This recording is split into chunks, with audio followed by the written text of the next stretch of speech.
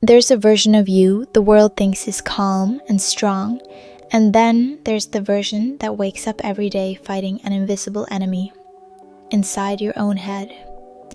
You know, most people never see the real battles you fight. On the outside, you look steady, maybe even strong, but inside, there's a tension you can't explain, a heaviness you've learned to hide. And if you've ever wondered why certain moments feel so overwhelming, or why your mind reacts in ways even you don't fully understand, this video might finally give those feelings a name. Because psychological abuse doesn't always look like abuse. It doesn't leave bruises. It doesn't break bones. It reshapes the way you think, the way you love, the way you see yourself.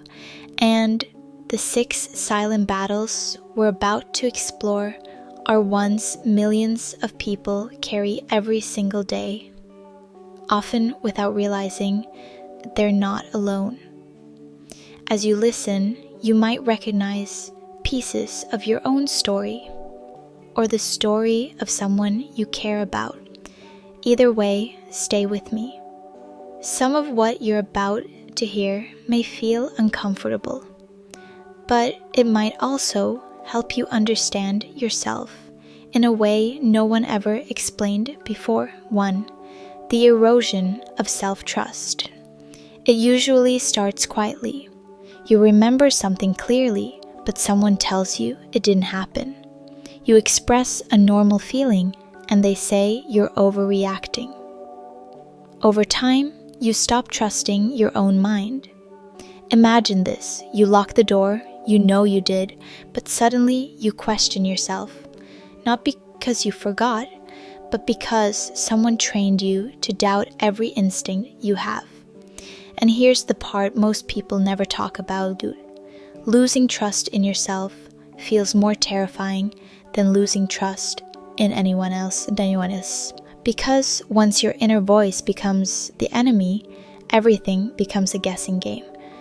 A friend texts you, "We need to talk," and your heart sinks. You replay conversations, searching for mistakes that never existed. You apologize for things you didn't do just to keep the peace.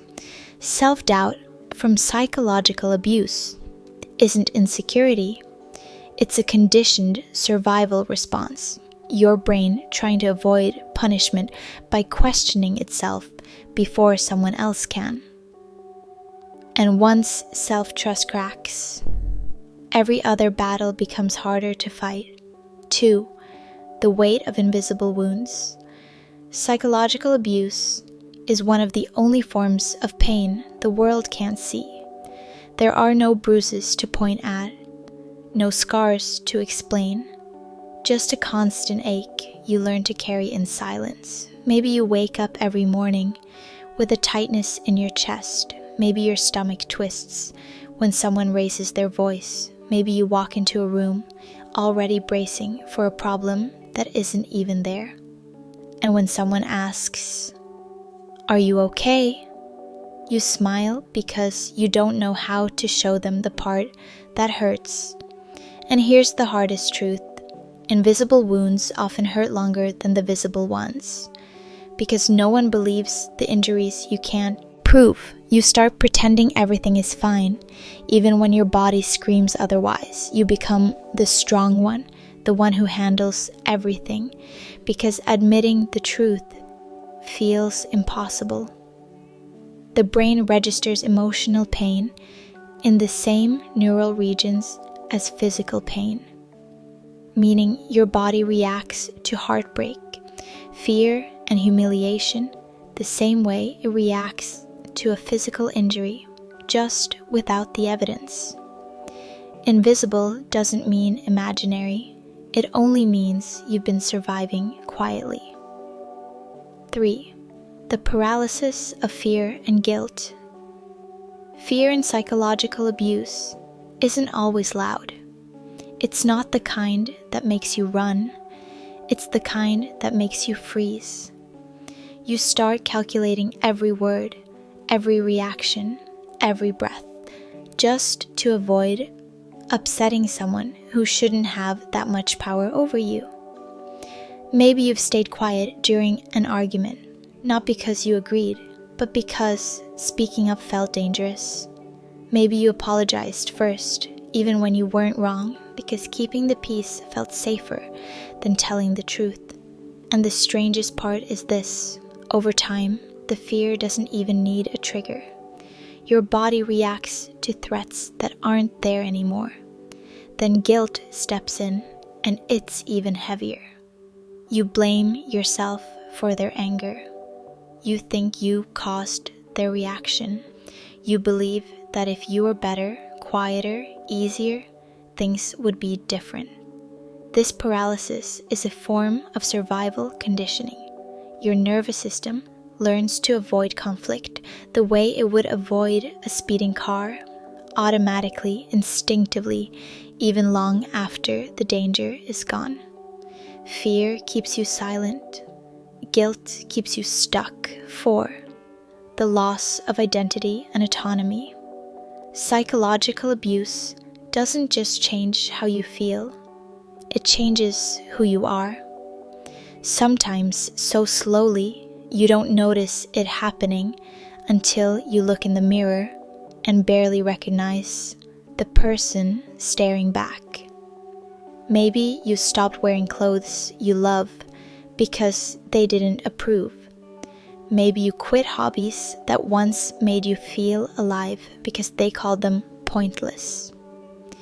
Maybe you stopped sharing opinions because every time you spoke, you were mocked or corrected. Piece by piece, you shrink yourself to avoid conflict. But the most frightening part is this: one day you wake up and you can't remember what you actually like anymore.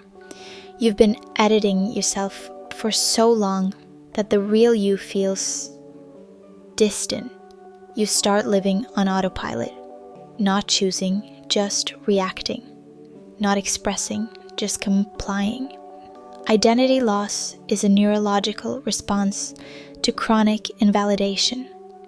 When your thoughts, feelings, and choices are constantly dismissed, your brain begins to disconnect from them as a way to protect you.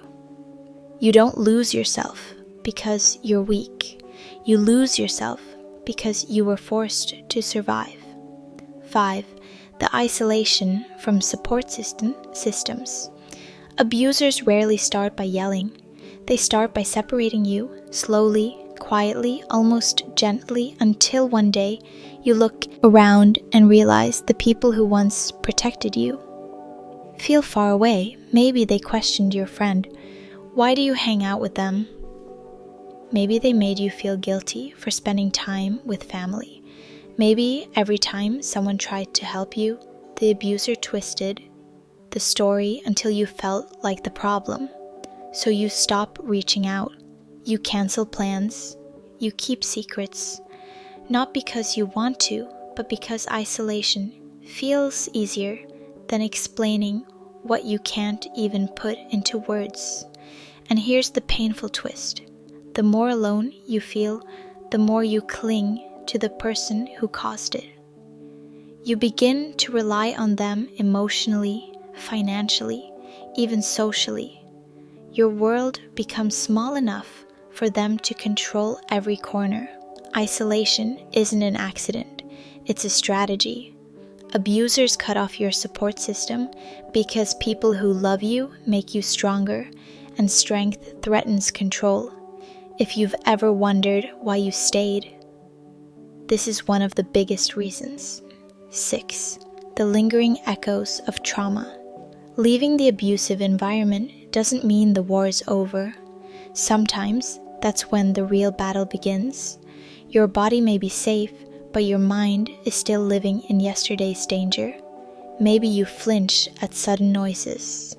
Maybe you overthink every message before you send it. Maybe you struggle to believe compliments because you spent years being told you weren't enough. The abuser's voice fades, but the echo stays. And the most confusing part is this: your brain reacts to old fears as if they're happening right now. You wake up from nightmares. You replay conversations. You distrust kindness because it feels unfamiliar. Trauma creates emotional memory loops, where the nervous system stays in survival mode long after the threat is gone. It's not that you're dramatic, it's not that you're stuck.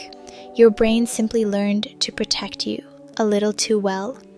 Healing isn't about forgetting what happened. Healing is about teaching your mind that the danger has passed, and you deserve peace now. You've just heard 6 silent battles that so many people fight alone. Losing trust in yourself, carrying wounds no one can see, freezing under fear and guilt, slowly disappearing inside your own life, being cut off from the people who care, and living with echoes of trauma long after the storm ends. If you recognized even a small part of yourself in these stories, it doesn't mean you're weak. It means you've been surviving in the only ways you knew how. And none of these battles define your future. They simply explain your past. Healing starts with understanding. And now you understand a little more. If this video helped you put words to feelings you've carried for too long, you're not alone. Share your thoughts in the comments. Your story might be the light someone else needs today. And if you want more videos that explain the hidden side of the mind, make sure to subscribe and turn on the notifications. There's a lot more we're going to uncover together.